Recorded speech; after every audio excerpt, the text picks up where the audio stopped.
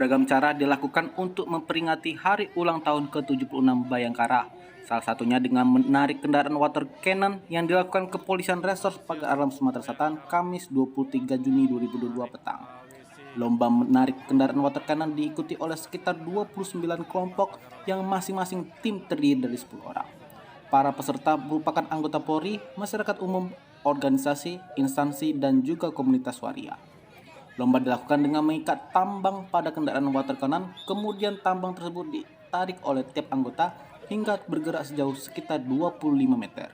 Selain menarik kendaraan water cannon, ada pula kegiatan lomba lainnya.